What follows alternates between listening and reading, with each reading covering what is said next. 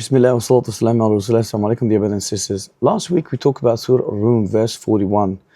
And we talked about it in terms of its broader concept of the impact of the fasad that is spread on the land and in the sea.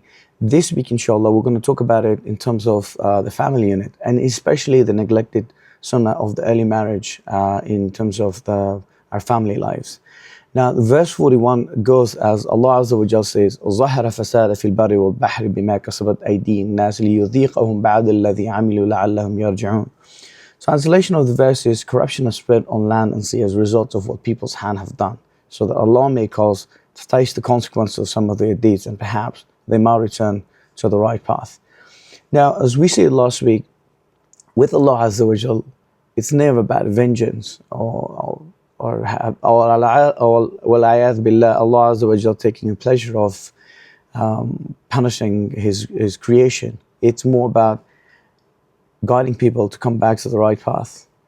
It's exactly like, again, to Allah belongs the best of the examples. Like we do, especially if you have kids, sometimes you have to stop them from doing certain things in order to give them that particular thing that they want, or that particular activity that they like. You want to take it to them.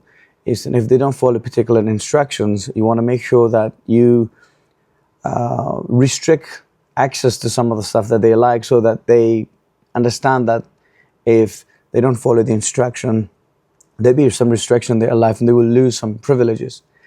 Now, Allah Azza wa Jal is extremely kind, and وَلِلَّهِ الْمَثَلُ الْأَعْلَى. To Allah always belongs the best of the examples. So we're not trying to compare that.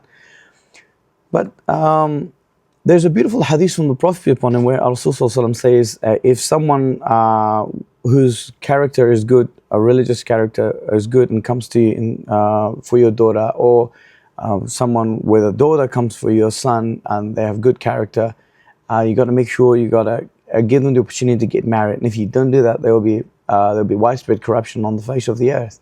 And again, you might be thinking, well, that's something really personal. That's true. It is personal to you.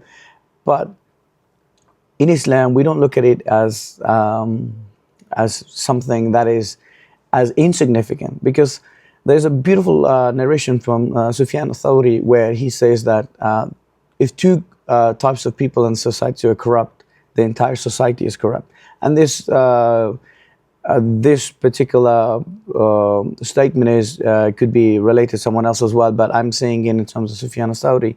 And he says ulama and politicians, a scholarly group and the politicians, if they're corrupt, the entire society will be corrupt. Now you'd be looking at it, okay, well, how? Well, first of all, politicians are the one who actually run your policies. Same thing with ulama. They have such a big impact that it will actually impact every single household in the area where you live in, or in the city, or in the country. So these two are very important. The same thing, the construct or the impact of such two classes of people are so big that it impacts the whole society as a whole. Same thing, coming back to the hadith of the Prophet upon him, is that if someone comes in with a good character for your daughter, or you got someone with your son, I gotta make sure you get them to get married, especially in the early life. That is the son of the Prophet upon him, which is widely neglected, especially in the West. Now we're going to continue with some insights from our scholars.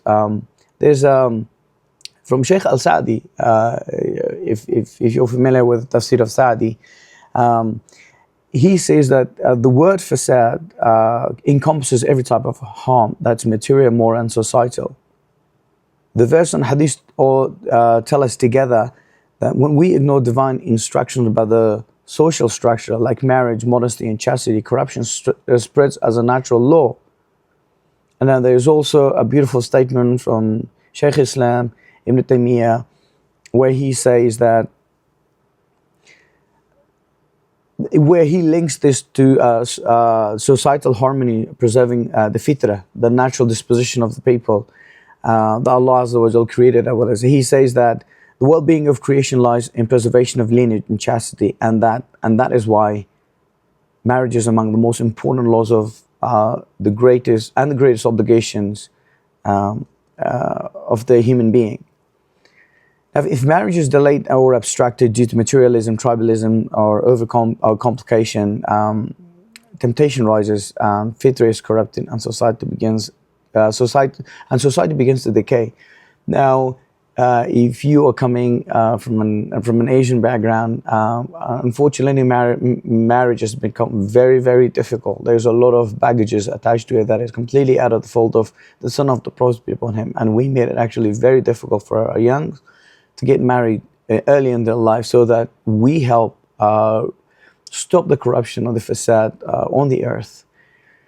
Now, we're trying to keep it short, inshallah. We'll keep going on this verse, and until next week, until next episode, Jazakumullah khair. Ma'as salam.